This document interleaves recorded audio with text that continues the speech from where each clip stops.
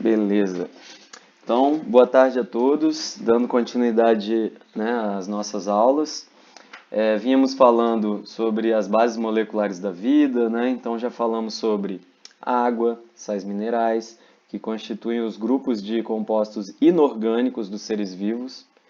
Dos compostos orgânicos, falamos na semana passada sobre os glicídios, né, que são os carboidratos, açúcares, e falamos também sobre os lipídios, que incluem, dentre outros, né, óleos, gorduras, colesterol, enfim, né?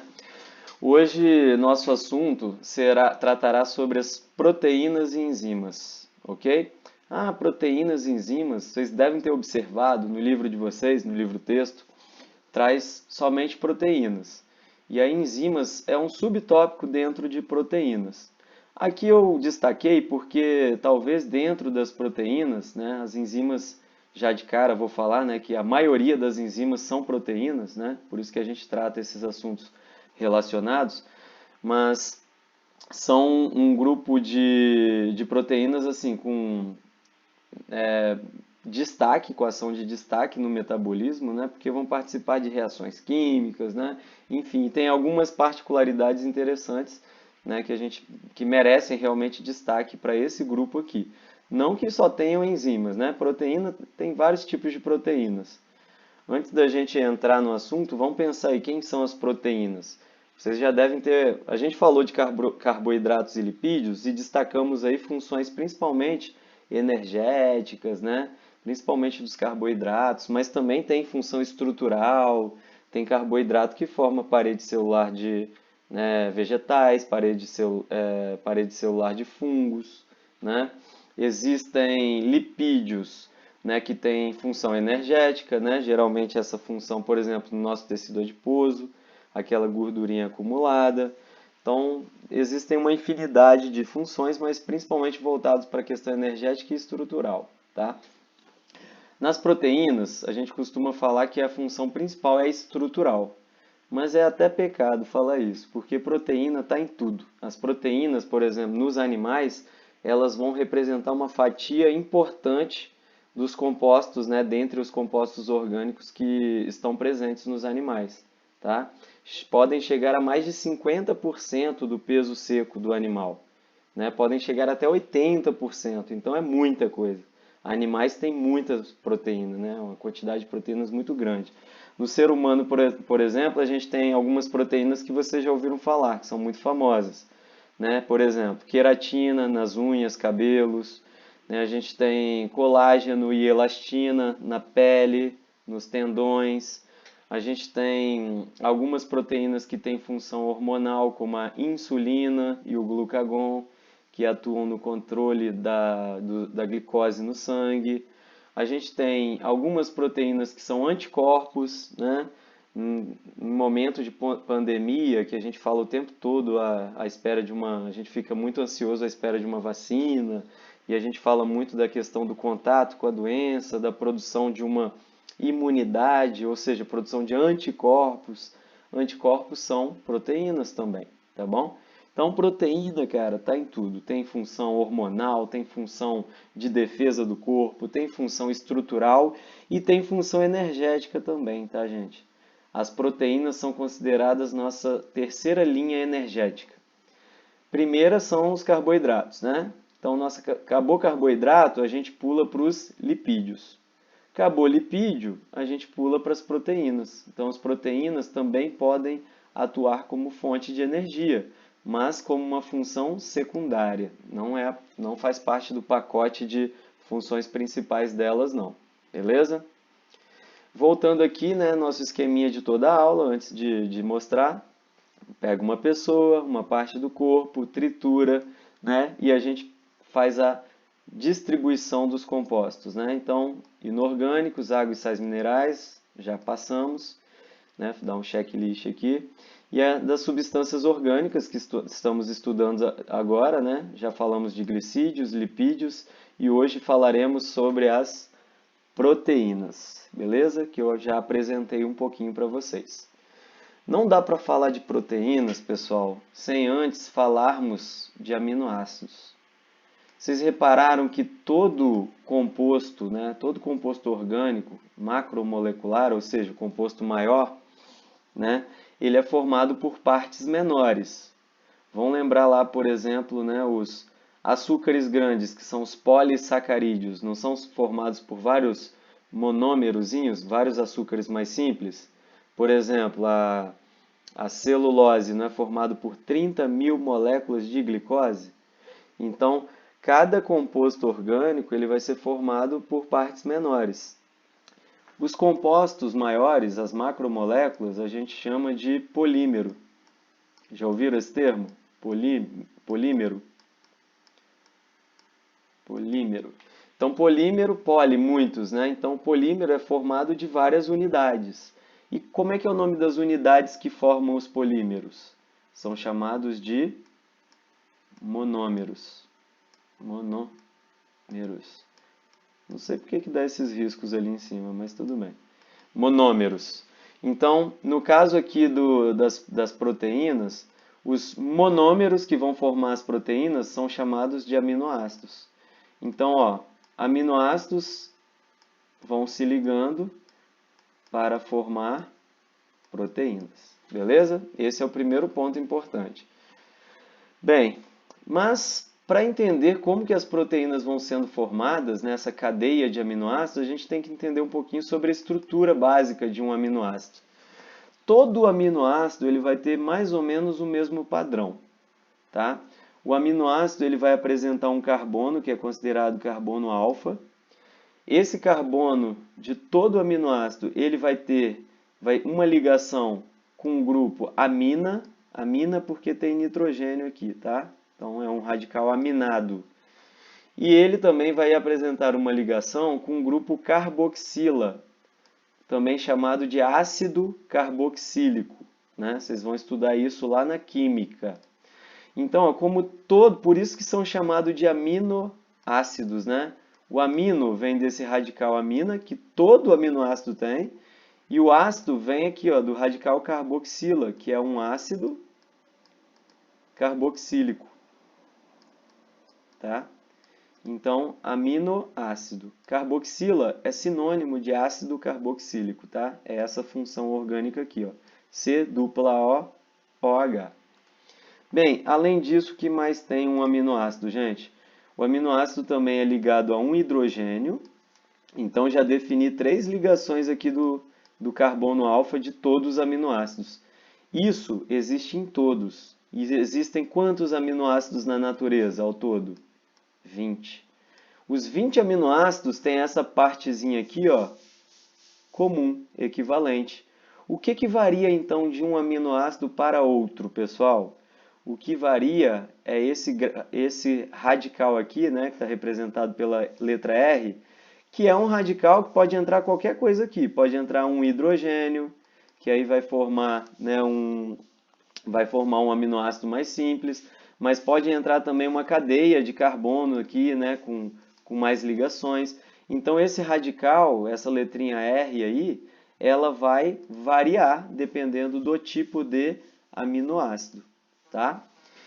Existe uma outra classificação também de aminoácidos com relação à capacidade do organismo produzi-los, né? A gente chama de aminoácidos não essenciais ou aminoácidos naturais, aqueles que o próprio organismo consegue produzir.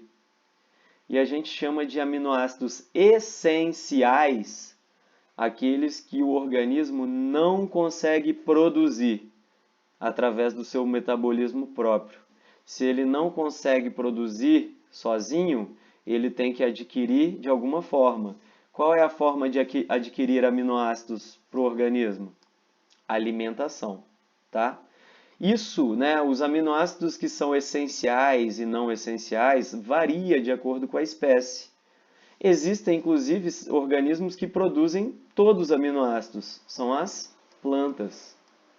As plantas conseguem produzir todos os tipos de aminoácidos. Animais não, os seres humanos também não, que é um animal, né, obviamente. Então vamos ver um pouquinho sobre isso, tá? Bem, Aqui eu, né, destaquei para vocês o que eu acabei de falar, né? Aminoácidos naturais, então são aqueles que o organismo é capaz de fabricar, e os aminoácidos essenciais, aqueles que o organismo não é capaz de produzir, portanto precisa adquirir pela dieta, pela alimentação, tá? Só como curiosidade, né, vamos destacar aqui como que ocorre isso no ser humano. No ser humano, pessoal, os aminoácidos naturais são a tirosina, o ácido aspartico, a arginina, a alanina, o ácido glutâmico, asparagina, cisteína, glicina, serina, prolina e glutamina. Nossa, é difícil decorar isso, né? É, bem difícil. E aí, eu vou dar uma dica para vocês, que é uma dica de vestibular. Uma outra questão que eu quero que vocês façam é o seguinte: o material que eu passei para vocês tem um erro, tá? A histidina estava como se fosse um aminoácido natural, né? Natural para o ser humano, tá? Mas ele é um aminoácido essencial. Na verdade, né, alguns autores classificam como semi-essencial. Semi-essencial é aquele que a gente produz pouco, então a gente precisa ingerir pela dieta. Se a gente considerar que os essenciais são todos aqueles que a gente precisa ingerir através da alimentação, histidina então pula para cá, tá? Por isso que eu fiz essa observação e essa alteração aqui, tá? Vocês podem corrigir no material que eu disponibilizei para vocês. Tá, professor, tá enrolando, mas e aí, como é que eu vou decorar, né? Pô, quando eu for fazer Enem, pode cair questão, né, falando, tais aminoácidos são essenciais para o ser humano e tais não são. Como é que eu vou saber, né, diferenciar? Vou ter que decorar esse monte de nome? Na verdade, tem uma dica, né, gente? Para quem quer, né, se destacar mesmo e passar lá, né, garantir a sua vaguinha na universidade, tem que, de uma forma ou de outra, decorar isso sim. Infelizmente, porque eu não gosto de decorar, mas na biologia a gente tem muitos termos. Então a gente usa artifícios. Se são 20 aminoácidos, né? São 20 ao todo. Existem naturais e essenciais. Se vocês conseguirem associar pelo menos um dos dois grupos, você já por eliminação, né, consegue descartar algumas possibilidades, né? E aí eu vou passar para vocês uma frasezinha que é a seguinte, ó. Nossa, espera aí que eu vou mudar o ponteiro, senão não vou conseguir não. Vocês não vão conseguir enxergar. Vamos lá. A frasezinha é essa aqui, ó. Leu me É ridículo. O nome disso é método traumático de aprendizagem. O que é método traumático de aprendizagem? Tudo que às vezes parece não fazer sentido, né, mas a gente consegue, no fundo, fazer uma associação e é algo totalmente patético às vezes, né? Bobo, digamos assim, né? Uma coisa boba, besta, parece sem sentido, mas a gente consegue decorar com mais facilidade, né? A neurociência ajuda a explicar um pouquinho isso. Então eu vou passar uma frase para vocês, ridícula, mas essa frase vai ajudar vocês a decorarem, literalmente decorarem ou memorizarem todos os aminoácidos que são considerados essenciais para o ser humano. A frasezinha é essa, ó, leu-me feliz, vou abreviar, tá? Histórias tristes, isolando três valiosas. Nossa, nada a ver mesmo, hein, professor? Nada a ver mesmo. Vamos lá, mas olha como ajuda. Aqui eu tenho, ó, leucina, metionina, fenilalanina, lisina, histidina, triptofano, isoleucina, treonina e valina. Uau! Não, você leu ali embaixo. Não li. Isso aqui eu decorei. Eu estou passando o mesmo macete para vocês que eu aprendi na minha época de pré-vestibular.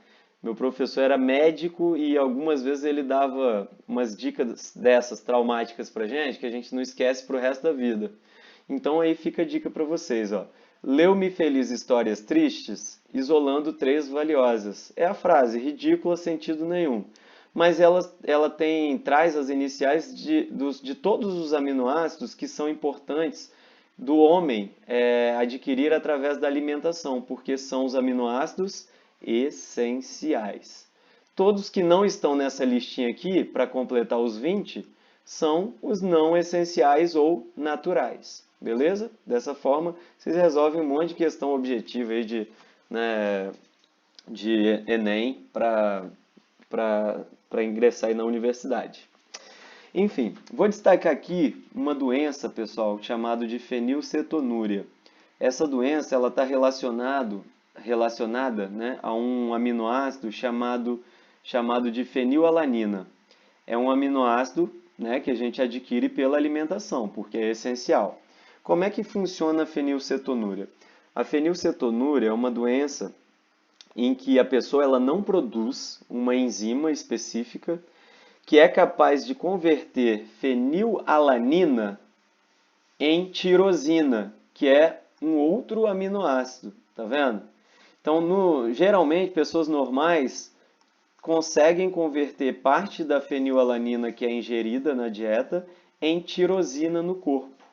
E isso é importante para a constituição de diversas proteínas e também para não intoxicar o nosso organismo, porque o excesso de fenilalanina no organismo pode causar lesões celulares, né, em células do sistema nervoso.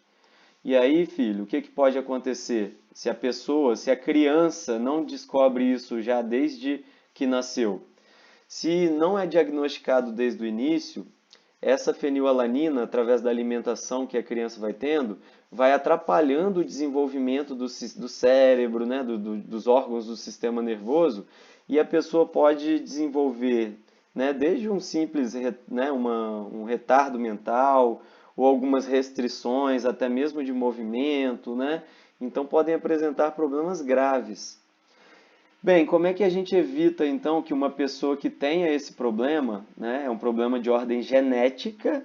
Vocês sabem que os genes, né, que são responsáveis pelas produções, que são a informação, né, que vai permitir a produção das nossas proteínas, das nossas enzimas. E aí o que acontece? Se a pessoa não tem o gene específico para produzir aquela enzima, ela fica sem a função no organismo, né? Então, a fenilcetonúria começa a se acumular. Como é que é diagnosticado isso? No nascimento. Logo após o nascimento, a gente faz aquele teste do pezinho. O teste do pezinho faz uma punção no dedo da criança, do bebê, né? E através daquele sangue coletado, faz-se um teste rápido que vai dizer se a pessoa produz ou não a enzima. Se ela não produz a enzima, ela é fenilcetonúrica. E aí o que faz para tratar?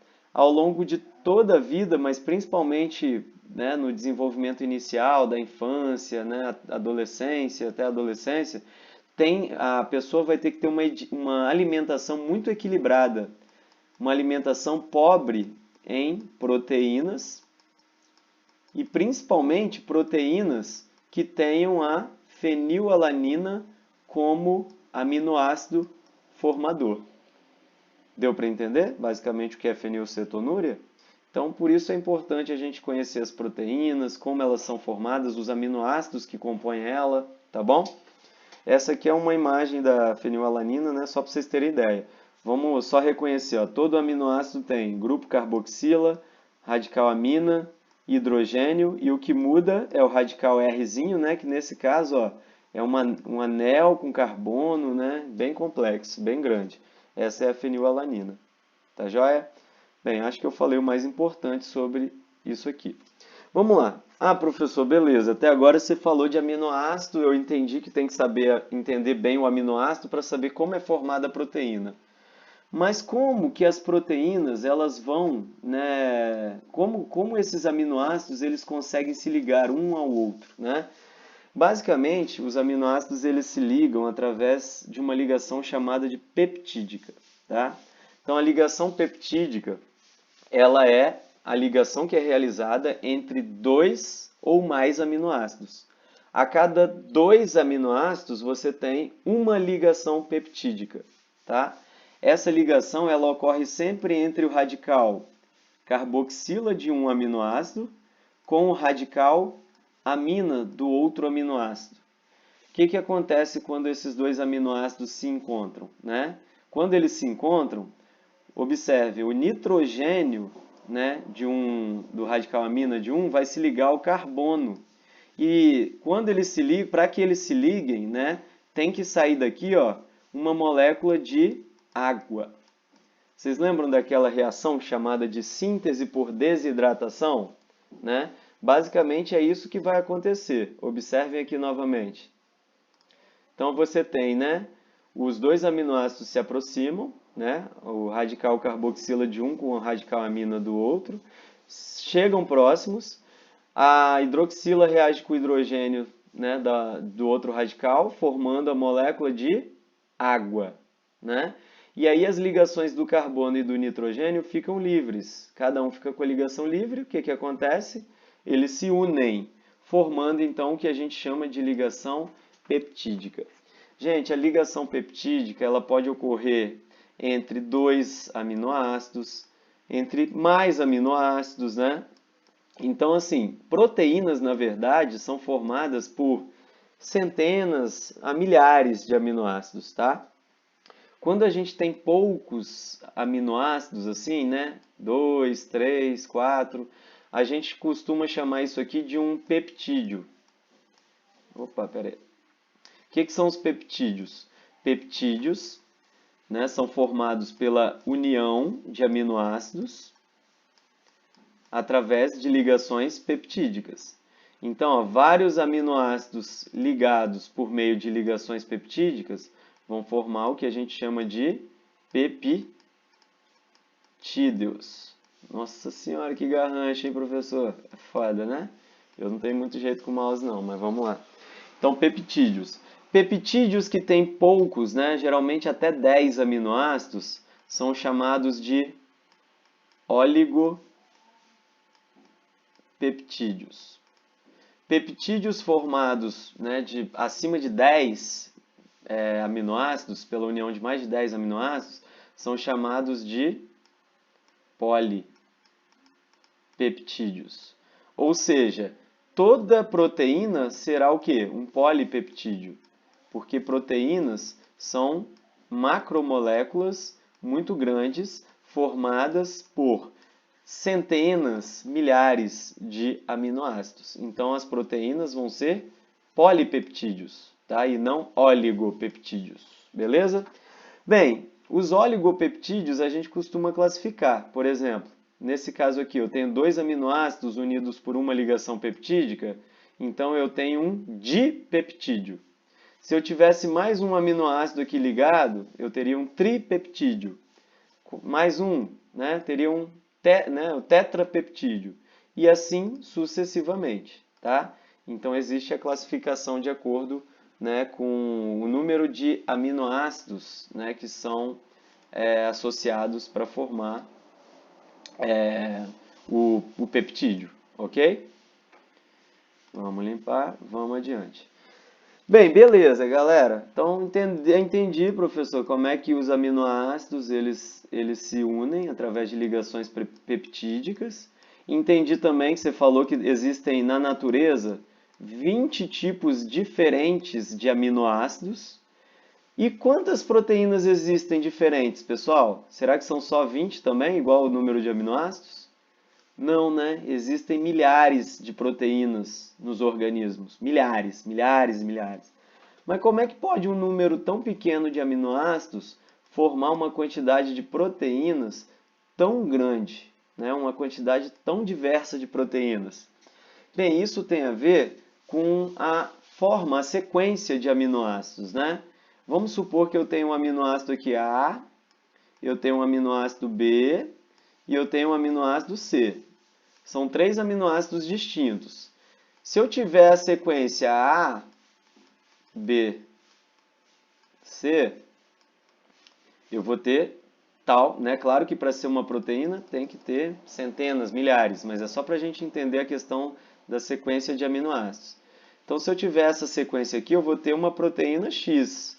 Se eu tiver os mesmos aminoácidos, só que numa ordem diferente, tipo C, A, B,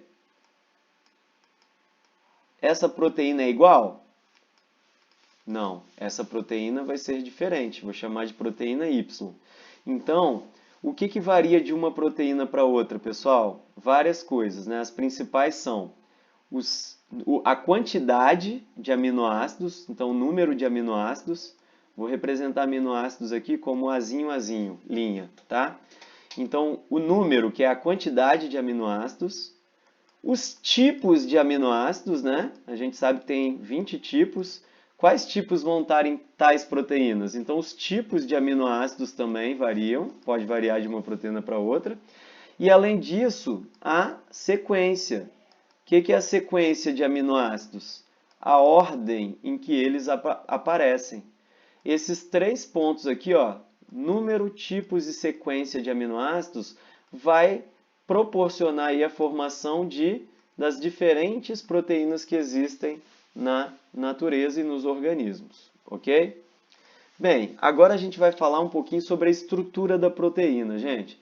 A proteína não é só a sequência de aminoácidos, né? Não é simplesmente isso. A proteína, ela pode ter diferentes configurações espaciais. E aí ela é classificada de acordo com o tipo de configuração, né, do nível de configuração que a gente está se referindo. A gente chama de estrutura primária da proteína a sequência linear de aminoácidos que ela apresenta, tá? Então, se eu estiver tratando aqui do número, dos tipos, né, e considerando a sequência de aminoácidos, ó, essa ordem aqui, ó, triângulo, bolinha, né, aqui tem um hexágono, um triângulo, uma bolinha, um quadrado. Então, observe, eu estou tratando dessa sequência linear. Eu estou falando da estrutura primária, só a sequência, né, de aminoácidos, ok? Acontece o seguinte, essas sequências lineares, né, isso aqui é quando a proteína está em formação, logo no início, né, que vai ligando um aminoácido no outro. Mas, à medida que a cadeia vai crescendo, essa cadeia de aminoácidos vai crescendo, o que acontece com essa sequência linear? Ela deixa de ser linear e ela começa a formar uma espécie de hélice, né, uma espiral em torno de si mesmo. Então, isso aqui, ó, começa a dobrar sobre si mesmo. Então, esse espiral que é formado, essa dobra sobre a cadeia linear de aminoácidos, é chamada de estrutura secundária de uma proteína, tá? Por que ela acontece? Ela acontece devido às interações de hidrogênio. Lembra das ligações de hidrogênio que podem ocorrer? À medida que essa cadeia aqui vai ficando muito comprida, um aminoácido aqui começa a atrair um aminoácido aqui através de ligações de hidrogênio. E aí ocorre o quê? Uma dobra, tá? Então essas dobras vão ocorrendo, né, de forma helicoidal ou espiral, formando então o que a gente chama de estrutura secundária da proteína. Bem, a estrutura secundária pode ainda sofrer um outro nível de dobramento por cima dela mesma, ou seja, isso aqui vai se dobrar sobre si mesmo, formando o que a gente chama de estrutura terciária da proteína. Tá vendo? Está representado aqui, ó, a estrutura secundária, a secundária se dobrando sobre si mesma, formando então a estrutura terciária, tá? Essa é a estrutura terciária da proteína, ok? Bem, por que acontece a estrutura terciária? Bem, continuam acontecendo ligações de hidrogênio entre diferentes partes da cadeia, né, das sequências de nucleotídeos, e além disso, existem alguns nucleotídeos que têm o enxofre, né, que são a metionina e a cisteína. São dois aminoácidos que apresentam enxofre na sua constituição. E onde tem enxofre, né, esses enxofres aqui eles vão se atraindo em diferentes locais da sequência também, formando o que a gente chama de pontes de sulfeto ou ligações de sulfeto, tá? Por causa desse radical aqui que tem enxofre. Então, ligações de hidrogênio e ligações de sulfeto garantem a formação de uma estrutura terciária, tá? Vamos fazer uma analogia, ó. Estrutura primária, um fio esticado. Estrutura secundária, um fio enrolado igual um fio de telefone, né? Pega esse fio de telefone e começa a embolar ele sobre ele mesmo. Aí a gente chega na estrutura terciária, que forma o que a gente chama de glóbulos, né? Esses glóbulos aqui. Bem, algumas proteínas param por aqui, na estrutura terciária. Outras proteínas podem ter a associação de estruturas terciárias, Então, quando você tem várias estruturas terciárias interagindo, ligando-se entre si, né, a gente tem a estrutura que a gente chama de quaternária. Um exemplo de proteína que forma estrutura quaternária é a hemoglobina, aquela proteína que a gente tem lá nas hemácias, no sangue, né, que transportam oxigênio, dióxido de carbono, principalmente o oxigênio, né? Vocês lembram que na hemoglobina, a gente falou de sais minerais, a gente destacou a presença do ferro.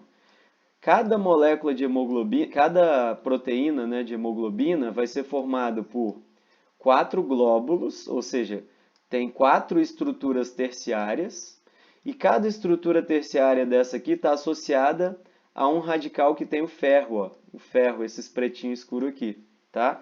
E é ali no ferro, né, esse ferro que vai garantir a fixação, né, a segurar o oxigênio para o transporte no sangue, ok? Então é só um exemplo, tá, para vocês de proteína que tem uma estrutura quaternária. Pode falar. Cortou pra mim também. O que que cortou? Cortou. Cortou o que, gente? Vocês estão me ouvindo? Estão me ouvindo?